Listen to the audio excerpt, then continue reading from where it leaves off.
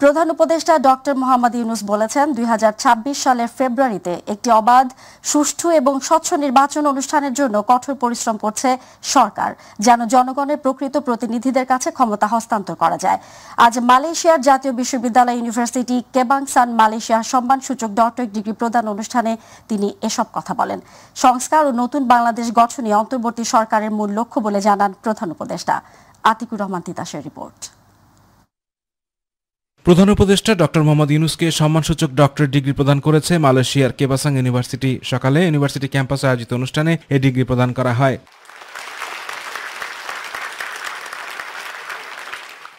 Professor Yunus অনুষ্ঠানস্থলে পৌঁছালে বিশ্ববিদ্যালয়ের chancellor তাকে স্বাগত জানান। এ সময় লাল গালিচা সংবর্ধনা দেওয়া হয় শান্তিতে নোবেলজয়ী অর্থনীতিবিদকে।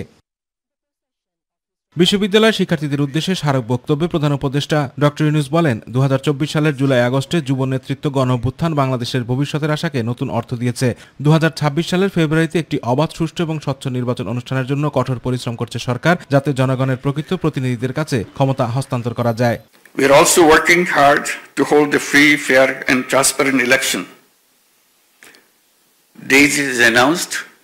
It will be held in February next year, so that power is handed over to the true representatives of the people. Distinguished guests,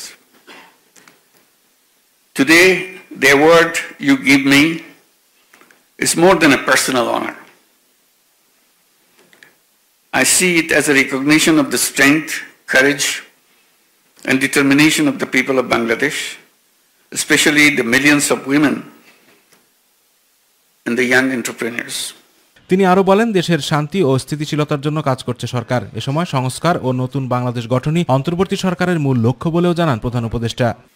This recognition reminds me of my responsibility to work for the dreams of our young people in Bangladesh. Last year, many of them stood up bravely against a fascist regime in Bangladesh. Hundreds of these students and young people gave their lives for a better future. A future where everyone can live with dignity, with freedom from intimidation, discrimination, and injustice. এদিকে Malaysia সফররত doctor ইউনূসের সঙ্গে সাক্ষাৎ করেছেন দেশটির শিক্ষামন্ত্রী ওয়াইবি ফাদলিন সাইডক। আজ কুয়ালালামপুরে প্রধান উপদেষ্টার সফরকালীন আবাসস্থলে তার সঙ্গে সাক্ষাৎ করেন ফাদলিনা। পাসপোর্ট রিনিউড হয় না বা কিছু একটা হয়েছে, কিন্তু ভোটার আপনি হবেন, ভোটার হবেন, আপনি ভোট দিতে পারবেন। যতক্ষণ পর্যন্ত বাংলাদেশের নাগরিক আপনি ভোট দিতে পারবেন। এর আগে মঙ্গলবার মালয়েশিয়ার কুয়ালালামপুরে একটি হোটেলে দেশটির হালাল শিল্পের কর্মকর্তাদের সঙ্গে বৈঠক করেন প্রধান উপদেষ্টা ডক্টর মোহাম্মদ ইউনূস। এ সময় ক্রমবর্ধমান বৈশ্বিক হালাল পণ্যের বাজারে অংশ নিতে হালাল ইন্ডাস্ট্রিয়াল পার্ক স্থাপনে মালয়েশিয়া সহায়তা চায় বাংলাদেশ। প্রধান উপদেষ্টা এ বিষয়ে সবাইকে এগিয়ে আসার আহ্বান জানান। আতিকুর রহমান তিতাস, মাই টিভি। ঋণ খেলাপিরা আগামী নির্বাচনে অংশ নিতে পারবে না বলে জানিয়েছেন অর্থ উপদেষ্টা ডক্টর সালেউদ্দিন আহমেদ। দুপুরে সচিবালয়ে অর্থ মন্ত্রণালয়ের সভাকক্ষে জাতীয় পেনশন কর্তৃপক্ষের আয়োজনে ইপি পেনশন স্কিম উদ্বোধন উপলক্ষে আয়োজিত সংবাদ সম্মেলনে তিনি একথা জানান। ডক্টর সালেউদ্দিন বলেন, এই ইস্যুতে প্রধান সমস্যা হল আদালতের স্থগিতাদেশ। তিনি উল্লেখ করেন, মহিউদ্দিন খান আলমগীরও এই ঋণ খেলাপি ইস্যু নিয়ে 5 বছর সময় নেন। আগামী নির্বাচনে কালো টাকা ব্যবহার রোধে সরকারের পদক্ষেপ সম্পর্কে জানতে চাইলে তিনি বলেন, কালো টাকা নিয়ন্ত্রণে দুটি বিষয় গুরুত্বপূর্ণ: টাকার উৎস ও প্রক্রিয়া। টাকার উৎস আগের তুলনায় অনেকটাই বন্ধ হয়েছে। ডক্টর সালেউদ্দিন আহমেদ আরও বলেন, রাজনীতিবিদরা যদি টাকার বিনিময়ে নমিনেশন বা ভোট কেনার মতো কাজে উৎসাহ দেন, তাহলে অর্থ মন্ত্রণালয় থেকে কিছুই করার থাকবে না। যে কোনো জিনিসের ল অ্যান্ড অর্ডার না ভালো হবে। আমরা যথাসামর্থ্য সাপোর্ট দিচ্ছি অর্থ মন্ত্রণালয় থেকে, ল অ্যান্ড অর্ডারের জন্য যা যা লাগে এই নানা রকম যন্ত্রপাতি এটা সেটা সবই আর কি নির্বাচন করার যে সমস্ত ইস্যু আছে সব প্রকার সহায়তা আমরা দেব। ধমক দিয়ে নির্বাচন বন্ধের হুমকির মাঝে স্বৈরাচারের পদধ্বনি শোনা যাচ্ছে বলে মন্তব্য করেছেন বিএনপির স্থায়ী কমিটির সদস্য ডাক্তার AZM জাহিদ হোসেন। আর স্থায়ী কমিটির অপর সদস্য আমির খসরু মাহমুদ চৌধুরী বলেছেন, নির্বাচনের খবর সর্বত্র ছড়িয়ে পড়ায় দেশি বিদেশি উদ্যোক্তারা বিনিয়োগের আগ্রহ দেখাচ্ছেন। রাজধানীতে আলাদা অনুষ্ঠানে তারা এসব কথা বলেন। ইউসুফ আলীর বিস্তারিত রিপোর্ট। পুঁজিবাজারের বিভিন্ন সম্ভাবনাময় দিক তুলে ধরতে বিদেশি বিনিয়োগকারীদের অংশগ্রহণে রাজধানীর একটি হোটেলে ফরেন ইনভেস্টমেন্ট সামিটের আয়োজন করে BRAC. I'm sure you've come with expectations about opportunities in Bangladesh market. অনুষ্ঠানে বিএনপির স্থায়ী কমিটির সদস্য আমির খসরু মাহমুদ চৌধুরী বলেন, বিদেশি বিনিয়োগকারীদের সাথে নিয়ে কাজ করতে প্রস্তুত রয়েছে বিএনপি। ইতিমধ্যে নির্বাচনের খবর দেশে বিদেশে সব জায়গায় চলে গিয়েছে। সবাই নির্বাচনের অপেক্ষায় ছিল। যেহেতু নির্বাচনের খবর ছড়িয়ে পড়েছে, দেশের মধ্যে উদ্যোক্তারা প্রস্তুতি নিচ্ছে, দেশের বাইরের উদ্যোক্তারা প্রচুর প্রস্তুতি নিচ্ছে, যার ফল আজকে আমরা এখানে দেখতে পাচ্ছি। আজকে বিশাল একটা ডেলিগেশন জাপান থেকে আসছে বাংলাদেশে বিনিয়োগ করার উদ্দেশ্যে। সুতরাং দেশে বিদেশের সব বিনিয়োগকারীদের সাথে নিয়ে আগামী দিনের বাংলাদেশের জনগণের যে প্রত্যাশা জেগেছে সেটা পূরণ করার জন্য প্রস্তুত। এদিকে ড্যাবের নবনির্বাচিত নেতৃবৃন্দকে সাথে নিয়ে বিএনপির প্রতিষ্ঠাতা ও সাবেক রাষ্ট্রপতি জিয়াউর রহমানের সমাধিতে ফুল দিয়ে শ্রদ্ধা জানানোর পর দলের স্থায়ী কমিটির সদস্য ডাক্তার AZM জাহিদ হোসেন বলেন, দেশের মানুষের মনে আতঙ্ক তৈরি করতে নির্বাচন বানচালের হুমকি দিচ্ছে একটি মহল। কেউ কেউ বলেন আগামী দিনে নির্বাচন হতে দেবেন না। মনে হচ্ছে সেই স্বৈরাচারের যে আচরণ ছিল, স্বৈরাচারের যে কথা ছিল, সেই ধরনের কথার পদধ্বনি আমরা শুনতে পাই। আমি আহ্বান জানাবো, আপনাদের কর্মসূচি নিয়ে মাঠে থাকেন, ধমক দিয়ে থামিয়ে রাখা যাবে না নির্বাচনী অভিযাত্রাকে। অপরদিকে গুলশানে বিএনপি চেয়ারপারসনের রাজনৈতিক কার্যালয়ে সংবাদ সম্মেলনে দলের সিনিয়র যুগ্ম মহাসচিব রুহুল কবির রিজভী আহমেদ বলেন, জটিলতা সৃষ্টি করতে আনুপাতিক পদ্ধতিতে নির্বাচনের কথা বলছে কতিপয় রাজনৈতিক দল। গণতন্ত্রের চর্চা যদি প্রলম্বিত হতে থাকে তাহলে লাভ কার? আমরা তো 5ই আগস্ট এই যে একটা মাইল ফলক তৈরি হয়েছে গণতন্ত্রের জন্য। তো গণতন্ত্র তো নির্বাচনহীন সরকার বা নির্বাচনহীন সমাজ রাষ্ট্র, এটা তো গণতন্ত্রের কোনো নমুনা হতে পারে না। ইউসুফ আলী, মাই টিভি, ঢাকা। বাংলাদেশ জামায়াত ইসলামের নায়েবে আমির ও সাবেক এমপি ডক্টর সৈয়দ আব্দুল্লাহ মোহাম্মদ তাহের বলেছেন, জামায়াত নির্বাচনে যেতে চায়, তার আগে নির্বাচন সুষ্ঠু হওয়ার সব বিষয় স্পষ্ট করতে হবে। জামায়াত ইলেকশন চায়, সিলেকশন নয়। দেশের ঢাকা মহানগর উত্তর ও দক্ষিণের উদ্যোগে বিকেলে এক বিক্ষোভ সমাবেশে তিনি এ মন্তব্য করেন। জামায়াতের নায়েবে আমির বলেন, জুলাই ঘোষণা ও জুলাই সনদের আইনগত ভিত্তি প্রদান করতে হবে, তারপর এর আলোকে আগামী জাতীয় সংসদ নির্বাচন অনুষ্ঠানের আয়োজন করতে হবে। অনেকে বলছেন যে আমরা পিআর বুঝি না। গতকালকের একটা সার্ভে রিপোর্ট দেখেছেন, 71% লোক পিআরের পক্ষে। ইলেকশন চাই, সিলেকশন চাই না। এই নির্বাচন একটি ডিজাইনের মাধ্যমে সম্পন্ন করে জনগণের ভোটাধিকারকে আবার হরণ করার পায়তারার ষড়যন্ত্র চলছে। আমরা চাই যে সমস্ত জায়গায় সংস্কারে আমরা একমত হয়েছি সেটার আলোকে আইনের মাধ্যমে আগামী নির্বাচন হতে হবে। জুলাই সনদ ঘোষণার আগে নির্বাচনের তারিখ ঘোষণা করা ঐক্যমত্য কমিশনকে প্রশ্নবিদ্ধ করা হয়েছে বলে দাবি ইসলামী আন্দোলন বাংলাদেশের। এর পরিণতি কি হবে তা নিয়েও শঙ্কায় দলটি। দুপুরে রাজধানীর আগারগাঁও নির্বাচন ভবনে প্রধান নির্বাচন কমিশনার AMM নাসির উদ্দিনের সঙ্গে বৈঠক শেষে দলের সিনিয়র যুগ্ম মহাসচিব গাজী আতাউর রহমান সাংবাদিকদের এসব কথা বলেন। এদিন সিইসির কাছে অবিলম্বে স্থানীয় সরকার নির্বাচন সহ 7 দফা দাবি জানায় ইসলামী আন্দোলন বাংলাদেশ। পরে প্রধান নির্বাচন কমিশনারের সঙ্গে বৈঠক করে বাংলাদেশ সাম্যবাদী দল। দলটির সভাপতি কমরেড হারুন চৌধুরী আগামী নির্বাচনে প্রশাসনের নিরপেক্ষ ভূমিকার প্রত্যাশা করেন। বিগত ক্ষমতাসীন দলগুলো যেভাবে স্থানীয় সরকারের নির্বাচনকে দলীয় এবং ক্ষমতার অশুভ প্রভাব খাটিয়ে বিতর্কিত ব্যর্থ করেছে, তা থেকে উত্তরণের জন্য সংসদ নির্বাচনের আগে স্থানীয় সরকার নির্বাচন আয়োজন করতে হবে। আমরা মনে করেছিলাম জাতীয় ঐক্যমত্য হবে, জুলাই সনদ হবে, তারপরে প্রধান উপদেষ্টা নির্বাচনের একটা ডেট ঘোষণা করবেন। কিন্তু তিনি মাঝখানে এসেই এখানে নির্বাচনের ডেটটা ঘোষণা করাতে এখন জাতীয় ঐক্যমতের এই সনদটা আমরা মনে করছি যে অনেকটা প্রশ্নবিদ্ধ হয়ে গেছে। এখন এটার পরিণতি কি হবে এটা নিয়ে আমরা শঙ্কিত। পুরো সংসদীয় আসনের ভোট বাতিল করার ক্ষমতা সহ বিনা ভোটে জয় ঠেকাতে একক প্রার্থীর বিপরীতে না ভোটের বিধান চালু এবং ভোটের মাঠে সশস্ত্র বাহিনীকে ক্ষমতা দেওয়া সহ বেশ কিছু বিষয়ে ক্ষমতা ফিরে পেতে যাচ্ছে কমিশন। নবম কমিশন সভায় নেওয়া এমন বেশ কিছু সিদ্ধান্ত কার্যকর করতে পারলে ভোট নিরপেক্ষ হবে বলে মত রাষ্ট্রবিজ্ঞানী অধ্যাপক ডক্টর সাব্বির আহমেদের। আর নির্বাচন বিশেষজ্ঞ ডক্টর আব্দুল আলিম বলছেন, ত্রয়োদশ জাতীয় সংসদ নির্বাচন হবে ইতিহাসের সেরা ভোট। রাজীব হোসেনের ক্যামেরায় আবু সাইদ উপর রিপোর্ট। ত্রয়োদশ জাতীয় সংসদ নির্বাচনকে সামনে রেখে গণপ্রতিনিধিত্ব আদেশ 1972-এর সংশোধনের খসড়া চূড়ান্ত করেছে নির্বাচন কমিশন সচিবালয়। এখন আইন মন্ত্রণালয়ের যাচাই বাছাই সাপেক্ষে উপদেষ্টা পরিষদের অনুমোদনের পর অধ্যাদেশ জারির মধ্য দিয়ে সংশোধিত এই আইন কার্যকর হবে। এর ফলে সরকার ঘোষিত আগামী ফেব্রুয়ারিতে সংসদ নির্বাচনে এই আইন প্রয়োগ করতে পারবে নির্বাচন কমিশন। আরপিওর এসব সংশোধনী নির্বাচন কমিশনকে আরও শক্তিশালী করবে বলে মনে করেন রাষ্ট্রবিজ্ঞানী অধ্যাপক ডক্টর সাব্বির আহমেদ।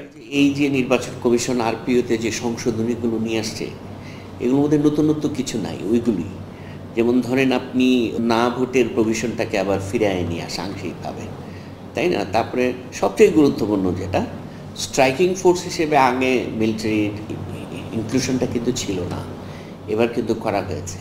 যে পরিবর্তনগুলো নির্বাচন কমিশন নিয়ে আসছে, যে এগুলো যদি চলমান থাকে, প্লাস এগুলো যদি আপনার নির্বাচনের সময় প্র্যাকটিস করে, মানে তারা যদি এটাকে মেনে চলে, তাহলে এই নির্বাচন আপনার না হওয়ার আমি কোনো কারণ দেখি না, মানে ভালো না হওয়ার। আর নির্বাচন বিশেষজ্ঞ ডক্টর আব্দুল আলিম বলছেন, সবকিছু ঠিকঠাক থাকলে আগামী নির্বাচনের কথা মনে রাখবে মানুষ।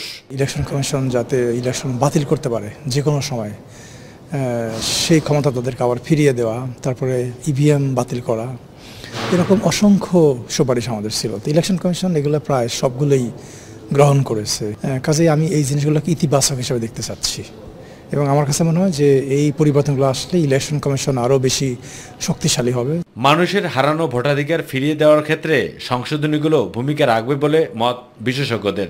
8টা ডিভিশনে আপনার নট নেসেসারি যে আপনি একদিনেই নির্বাচন করতে হবে, কিন্তু আপনি স্টেপ বাই স্টেপ করলে আপনার ওই সেন্সিটিভ জায়গাগুলোকে আপনি এক ধরনের নিরাপত্তার জালে ঘিরে আপনি নির্বাচনটা যদি করতে পারেন, তাহলে মানুষ আরও উৎসাহিত হবে ভোটটা দিতে আর কি। তারা যে নির্বাচনী প্রশাসন, সেই প্রশাসনের উপরে তাদের যে আধিপত্য, তাদের যে খবরদারি, সেটা তারা আরও বেশি করে এস্টাবলিশ করতে পারবে, ফলে ইলেকশনটা ভালো হবে বলে আমি আশা করছি। 2008 সালে নবম জাতীয় সংসদ নির্বাচনে না ভোটের বিধান ছিল সব আসনে, পরে আওয়ামী লীগ ক্ষমতায় আসার পর তা বাদ দেওয়া হয়। 2014 সালের নির্বাচনে 153টি আসনে প্রার্থীরা বিনা প্রতিদ্বন্দ্বিতায় নির্বাচিত হলে এ নিয়ে তুমুল সমালোচনা শুরু হয়। আবু সদপু, মাই টিভি, ঢাকা। 2024 সালের 5 আগস্ট চাংখারপুলে পুলিশকে হিন্দিতে কথা বলতে শুনেছেন ছাত্র জনতার গণ অভ্যুত্থানে শহীদ ইয়াকুবের প্রতিবেশী চাচা শহীদ। আন্তর্জাতিক অপরাধ ট্রাইব্যুনাল 1-এ জবানবন্দিতে কথা জানান তিনি। চাংখারপুলে আনাজ সহ 6 হত্যাকাণ্ডের ঘটনায় পর্যন্ত 6 জন সাক্ষ্য দিয়েছেন। পরবর্তী সাক্ষ্য গ্রহণের জন্য 20 আগস্ট দিন ধার্য করেছেন ট্রাইব্যুনাল। বুধবার ট্রাইব্যুনাল 2-এ আশুলিয়া 6 লাশ পোড়ানো এবং একজনকে হত্যা মামলায় অভিযোগ গঠনের আদেশের জন্য 21 আগস্ট দিন ধার্য করা হয়। এস.এম. আরিফের রিপোর্ট। গত বছরের 5 আগস্ট চাংখারপুলে শহীদ আনাস সহ 6 হত্যাকাণ্ডের মামলায় আন্তর্জাতিক অপরাধ ট্রাইব্যুনাল 1-এ তৃতীয় দিনের সাক্ষ্য গ্রহণ শুরু হয় বুধবার বেলা 12:15টায়। এদিন জবানবন্দি দেন শহীদ ইয়াকুবের মা রহিমা আক্তার, চাচা মোহাম্মদ শহীদ এবং শহীদ ইসমামুল হকের ভাই মহিদুল হক। বিচারপতি গোলাম মুর্তুজা মজুমদারের নেতৃত্বে 3 সদস্যের ট্রাইব্যুনালে এই মামলায় এখন পর্যন্ত 6 জনের জবানবন্দি রেকর্ড করা হয়। সাক্ষী আমাদের বলেছেন, প্রত্যক্ষদর্শী তিনি বলেছেন যারা গুলি করছিলেন তারা হিন্দি ভাষায় কথা বলছিলেন একজন, এবং কি শব্দ সেটাও বলেছেন, এবং এটা ডিফেন্স পক্ষ চ্যালেঞ্জ করেছেন, কিন্তু উনি সরাসরি উত্তর দিয়েছেন না আমি শুনেছি, ইধারাও শব্দ প্রয়োগ করেছেন। সাক্ষী একটা কথা বলেছেন, চুলচেরা বিশ্লেষণ আয়ও সাক্ষী হওয়ার পরে যখন আর্গুমেন্ট হবে তখন করব। জবানবন্দির সময় সাক্ষীকে প্ররোচিত করার অভিযোগ করেন আসামি পক্ষ। টাইপ হয়ে অলরেডি লেখা হয়ে গেছে, ফুল স্টপও দেওয়া হয়ে গেছে, তখন পিছন থেকে প্রসিকিউশনের একজন সাইড দিয়ে উনি বলতেছে যে একজনের নাম বাদ পড়েছে, নামটা বলেন। তখন যে সাক্ষী আবার আরশাদ হোসেনের নামটা বলে। 2বারে আমি মহামান্য ট্রাইব্যুনালকে অবজেকশন দিয়েছি, কারণ প্রসিকিউশন পক্ষে এইভাবে যদি তারা সাক্ষীকে প্রলুব্ধ করে, আমরা ন্যায় বিচার থেকে বঞ্চিত হব। আন্তর্জাতিক অপরাধ ট্রাইব্যুনাল 2-এ আশুলিয়ায় 6 লাশ পোড়ানো এবং একজনকে হত্যা মামলায় আনুষ্ঠানিক অভিযোগ গঠনের উপর প্রসিকিউশন ও আসামিপক্ষের শুনানি শেষ হয়েছে। এ বিষয়ে আদেশের জন্য 21 আগস্ট দিন ধার্য করেন বিচারপতি নজরুল ইসলাম চৌধুরীর নেতৃত্বে 3 সদস্যের ট্রাইব্যুনাল। ডিফেন্সের পক্ষ থেকে বেশ কয়েকটি আবেদন করা হয়েছিল, যে আবেদন এই আইন বা রুলসের কোথাও উল্লেখ করা নাই, এবং এই উক্ত আবেদনগুলোতে যে সকল ধারা উল্লেখ করা হয়েছে সেই ধারায় ওই আবেদন করার কোনো এখতিয়ার ডিফেন্সের নাই। এরকম কিছু আবেদনের প্রেক্ষিতে ট্রাইব্যুনাল বলেছেন যে এই ট্রাইব্যুনালের মামলা বিলম্বিত করার ক্ষেত্রে যে কোনো ধরনের পদক্ষেপ যদি কেউ নিয়ে থাকে তা ট্রাইব্যুনাল এই আইন অনুযায়ী বাধা দিবেন এবং কাউকে এ ধরনের কোনো সুযোগ দিবেন না। এই 2 মামলায় আটক 12 জন আসামি আদালতে উপস্থিত ছিলেন। SM Arif, MyTV, Dhaka. বাংলাদেশ ব্যাংকের সাবেক 3 গভর্নর ও 6 ডেপুটি গভর্নরের ব্যাংক হিসাব সংক্রান্ত যাবতীয় তথ্য তলব করেছে Bangladesh financial intelligence unit BFIU। দুর্নীতি দমন কমিশনের অনুরোধে দেশের সব তফসিলি ব্যাংকে সংক্রান্ত চিঠি পাঠানো হয়েছে। চিঠিতে সংশ্লিষ্টদের ব্যাংক অ্যাকাউন্ট খোলার ফর্ম, লেনদেনের বিস্তারিত বিবরণ, KYC ফর্ম সহ সব তথ্য আগামী 3 কর্মদিবসের মধ্যে পাঠাতে বলা হয়েছে। যদি কোনো হিসাব বন্ধ হয়ে থাকে সেটির তথ্য জমা দেওয়ার নির্দেশ দেওয়া হয়েছে। যাদের হিসাবের তথ্য চাওয়া হয়েছে তাদের মধ্যে রয়েছেন বাংলাদেশ ব্যাংকের সাবেক 3 গভর্নর ডক্টর আতিউর রহমান, ফজলে কবির ও আব্দুর রউফ তালুকদার।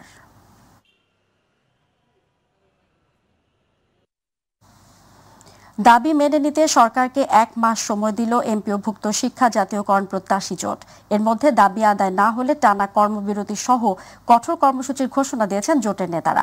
বুধবার শিক্ষা উপদেষ্টা ও সচিবের সঙ্গে সাক্ষাৎ করার পর প্রেস ক্লাবের সামনে এসে আন্দোলনরত শিক্ষকদের মাঝে ঘোষণা দেন জোটের সদস্য সচিব। বিস্তারিত শিমুল খানের রিপোর্টে। পূর্ব ঘোষিত কর্মসূচি অনুযায়ী দুপুর 2টায় সমাবেশ করে সচিবালয় অভিমুখে পদযাত্রা করেন শত শত আন্দোলনকারী শিক্ষক। পরে পুলিশ ব্যারিকেড দিয়ে তাদের আটকে দিলে সেখানে নানান স্লোগান দেন তারা। দীর্ঘদিন ধরে জাতীয়করণ সহ বিভিন্ন দাবি দাওয়া আদায়ে আন্দোলন করছেন এমপিওভুক্ত শিক্ষকরা। পার্সেন্টেজ হারে আমাদের বাড়ি ভাড়া চাই, আমাদের উৎসব ভাতা 100% চাই, 45% বাড়ি ভাড়া চাই, আমাদের চিকিৎসা ভাতা চাই এবং আমরা জাতীয়করণ চাই। দেশের বিভিন্ন জেলার এমপিওভুক্ত শিক্ষা প্রতিষ্ঠানের শিক্ষকরা ঢাকায় এই আন্দোলনে যোগ দেন। যে শিক্ষকরা ক্লাসে থাকার কথা সেই শিক্ষকরা আজকে রাস্তায়। আমাদের দাবি একটাই, সরকারিকরণ, জাতীয়করণ চাই। এদিকে শিক্ষা উপদেষ্টার সাথে বৈঠক করে গণমাধ্যমে কথা বলেন শিক্ষকরা। বলেন আগামী 1 মাসের মধ্যে দাবি আদায় না হলে সকল ক্লাস পরীক্ষা বর্জন ও শিক্ষা প্রতিষ্ঠানে কর্মবিরতির আলটিমেটাম দেন তারা। আমাদেরকে বলেছেন আপনাদের এই যৌক্তিক দাবির সাথে আমরা একমত, আপনারা আপনাদের প্রত্যাশা অনুযায়ী এটার জন্য কত টাকা হিসাব লাগবে দ্রুত সময়ের মধ্যে আমাদেরকে এটা আপনারা দেন। আমরা অর্থ মন্ত্রণালয়ের সাথে আমরা কথা বলবো, কিন্তু আমরা আপনাদের এই দাবিটার ব্যাপারে একমত যে এটা পার্সেন্ট আকারে হোক। এদিকে বেসরকারি শিক্ষা প্রতিষ্ঠান জাতীয়করণের দাবিতে আন্দোলনরত শিক্ষকদের বাড়ি ভাড়া ও চিকিৎসা ভাতা বাড়ানোর প্রস্তাব অর্থ মন্ত্রণালয়ে পাঠিয়েছে শিক্ষা মন্ত্রণালয়। এতে শিক্ষকরা এখন যে বাড়ি ভাড়া ও চিকিৎসা ভাতা পান তা দ্বিগুণ করার প্রস্তাব করা হয়েছে। জোটের নেতাদের সঙ্গে বৈঠকে শিক্ষা মন্ত্রণালয়ের পক্ষ থেকে এ তথ্য জানানো হয়। শিমুল খান, মাইটিভি, ঢাকা। রাজুকের পূর্বাঞ্চলের নতুন শহর প্রকল্পে প্লট দুর্নীতির 3 মামলায় শেখ হাসিনা, শেখ রেহানা, টিউলিপ সিদ্দিক, রদওয়ান মুজিব সিদ্দিক ও আজমিনা সিদ্দিক সহ 23 জনের বিরুদ্ধে প্রথম দিনে সাক্ষ্য গ্রহণ শুরু হয়েছে। সাক্ষ্য দিতে সকালে আদালতে হাজির হন দুদকের 3 কর্মকর্তা সালাউদ্দিন, আফনান জান্নাত কিয়া ও SM রাশিদুল হাসান। সাক্ষ্য গ্রহণ শেষে দুদকের পাবলিক প্রসিকিউটর জানান, রাজুকের আবাসন নীতিমালার সকল আইন ভঙ্গ করে শেখ হাসিনা তার ক্ষমতার অপব্যবহার করে শেখ রেহানা সহ তার পরিবারের নামে প্লট বরাদ্দ নেন। সাক্ষ্য গ্রহণে দুদকের কর্মকর্তারা এমন তথ্য আদালতকে জানান। শেখ হাসিনা ও তার পরিবারের সদস্যদের নামে বরাদ্দ নেওয়া প্লটের বিষয়ে 2024 সালের 26 ডিসেম্বর অনুসন্ধান শুরু করে দুদক।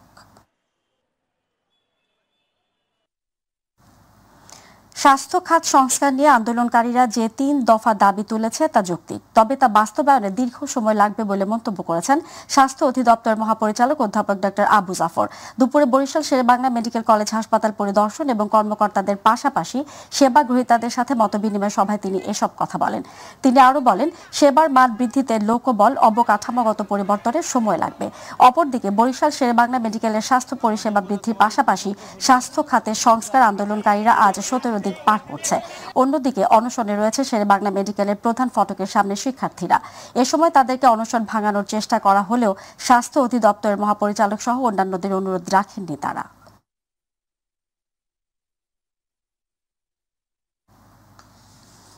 উজান থেকে নেমে আসা পাহাড়ি ঢল ও কয়েকদিনের ভারী বৃষ্টিপাতে তিস্তা নদীর পানি ডালিয়া পয়েন্টে বিপদসীমার উপর দিয়ে প্রবাহিত হচ্ছে। ভোর 6টার দিকে পয়েন্টে পানি সমতল রেকর্ড করা হয়েছে 52.22 মিটার, যা বিপদসীমার 7 সেন্টিমিটার উপরে।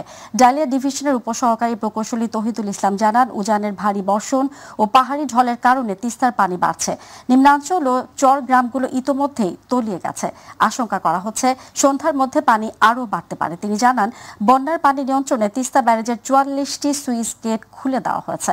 এদিকে তিস্তার পানি বৃদ্ধির ফলে নীলফামারীর ডিমলা উপজেলার পূর্ব ছাতনাই, খগাখাড়িবাড়ি, টেপখড়িবাড়ি সহ বিভিন্ন ইউনিয়নের নিম্নাঞ্চলে পানি ঢুকে পড়েছে। এসব এলাকার প্রায় 5,000 পরিবার পানিবন্দী হয়ে পড়েছে। দর্শকের পর্যায়ে রয়েছে প্রবাস সংবাদ।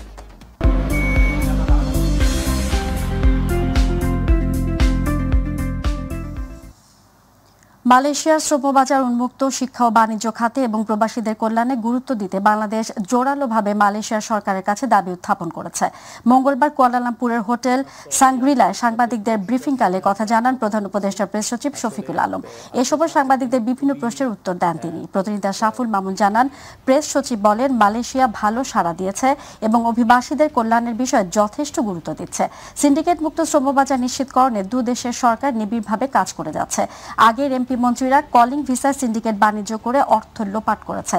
এই সিন্ডিকেট বাণিজ্য পুনরাবৃত্তি যেন না ঘটে সেজন্য বয়োসেলের মাধ্যমে G2G কর্মী প্রেরণে সরকারের নিয়ন্ত্রণাধীন রাখার প্রচেষ্টা চলছে। শফিকুল আলম আরও বলেন, অভিবাসন ব্যবস্থাপনায় দীর্ঘদিনের কাঠামোগত সমস্যা রয়েছে, তবে এসব সমস্যা সমাধানে উদ্যোগ নেওয়া হয়েছে। তিনি মানব পাচারের বিরুদ্ধে বাংলাদেশের জিরো টলারেন্স নীতির কথা পুনর্ব্যক্ত করেন। গাজীপুরের সাংবাদিক আসাদুজ্জামান তুহিন হত্যার প্রতিবাদে এবং হত্যাকারীদের দৃষ্টান্তমূলক শাস্তির দাবিতে প্রতিবাদ সভা করেছে Bangladesh community press club Malaysia. Ashraful Mamun প্রতিনিধি জানান, রাজধানী কুয়ালালামপুরের কোতারায় বাংলাদেশ কমিউনিটি প্রেস ক্লাব মালয়েশিয়ার সভাপতি আমিনুল ইসলাম রতনের সভাপতিত্বে এবং সাংগঠনিক সম্পাদক বাপ্পি কুমার দাসের সঞ্চালনায় অনুষ্ঠিত সভায় প্রধান অতিথি ছিলেন খুলনার কয়রা উপজেলা প্রেস ক্লাবের সাবেক সভাপতি ও প্রবীণ সাংবাদিক মোস্তফা শফিকুল ইসলাম। এ সময় বক্তব্য রাখেন প্রেস ক্লাব সাবেক সভাপতি মোস্তফা ইমরান রাজু, সিনিয়র সহ সভাপতি রফিক আহমদ খান, সহ সভাপতি কায়সার হামিদ হান্নান, সাধারণ সম্পাদক জহিরুল ইসলাম হিরণ, দপ্তর সম্পাদক শওকত হোসেন জনি, সাংবাদিক আশরাফুল মামুন, মোহাম্মদ আলী। শেষে সাংবাদিক আসাদুজ্জামান তুহিন সহ বিভিন্ন সময় বিভিন্ন ঘটনায় নিহত সকল সাংবাদিকদের আত্মার মাগফিরাত কামনা করে দোয়া ও মোনাজাত করা হয়।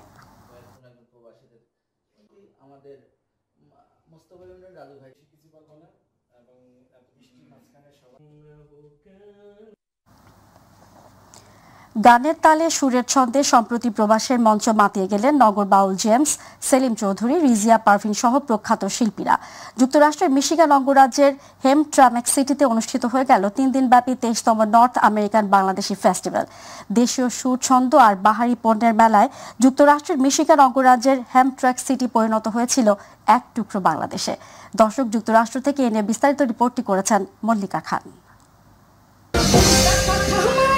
বাংলাদেশ থেকে 12,500 কিলোমিটার দূরে হলেও যুক্তরাষ্ট্রের মিশিগানের এই মঞ্চ ঘিরে শুধুই বাঙালিয়ানা। এবার মেলা অনুষ্ঠিত হয় হ্যাম্পট্রামেক সিটির জোসেফ কাম্পো অ্যাভিনিউতে 8, 9 ও 10 আগস্ট। বিদেশের মাটিতে দেশের গান, বাংলার লোকজ সংস্কৃতির অপূর্ব আয়োজনে মুগ্ধ হাজারো দর্শনার্থী। নগর বাউল গুরু জেমস যখন মঞ্চে, তখন দর্শক সারি কানায় কানায় পূর্ণ। আমার সোনার বাংলা আমি তোমায় ভালোবাসি এই গানের সাথে গলা মিলান উপস্থিত দেশভক্ত প্রবাসীরা। এর আগে প্রখ্যাত কণ্ঠশিল্পী সেলিম চৌধুরী, রিজিয়া পারভিন লোকগানের সুরে মন মাতান দর্শক শ্রোতাদের। প্রবাসী শিল্পীদের পাশাপাশি অভিনেতা অভিনেত্রীদের পারফরমেন্স, নাচ গান আর রসনা বিলাসের আয়োজনে উৎসব মুখর হয়ে ওঠে মেলা প্রাঙ্গণ। আয়োজকরা জানান, প্রবাসীদের মনোরঞ্জনের পাশাপাশি দেশীয় সংস্কৃতি নতুন প্রজন্ম ও বিশ্ববাসীর কাছে তুলে ধরতে এই আয়োজন। আমাদের কৃষ্টি, আমাদের কালচার, আমাদের যে ঐতিহ্য আমাদেরকে সামনের দিকে নিয়ে আসতে পারি, এটাই আমাদের প্রয়াস। উদ্দেশ্য ছিল বাংলা সংস্কৃতিকে এখানে আমাদের তুলে ধরা। যে এত অডিয়েন্স আমি আমেরিকার বুকে কোথাও দেখি নাই। সফল আয়োজনের জন্য দর্শকরাও ধন্যবাদ জানান আয়োজকদের। যত দূরেই অবস্থান হোক, দেশের প্রতি টানের কথাও জানান তারা। সবাই মিলে আসছি, ঘোরাঘুরি করতেছে, সবাই কেনাকাটা করতেছে, দেখতে খুব ভালো লাগে। বাংলাদেশ অনেক দূরে এগিয়ে যাক, আমি এটাই প্রত্যাশা করি। Promote our diversity. They contributed so much to building this community. আগামীতে দেশের প্রয়োজনে অবদান রাখারও অঙ্গীকার করেন প্রবাসীরা। আমরা সবাই বাংলাদেশকে ভালোবাসি। শুধু সুর, ছন্দ আর তারকাদের ঝলমলে উপস্থিতি নয়, নর্থ আমেরিকা বাংলাদেশ উৎসবের এই প্রাঙ্গণ যেন এক টুকরো বাংলাদেশ। প্রবাসীদের আনন্দ মেলার পাশাপাশি সবার মনে ছিল বাংলাদেশ নিয়ে নতুন স্বপ্ন, নতুন আকাঙ্ক্ষা। নতুন বাংলাদেশ এগিয়ে যাবে নব উদ্যমে, এই প্রত্যাশা সকলের। মল্লিকা খান, মাই টিভি, মিশিগান, যুক্তরাষ্ট্র।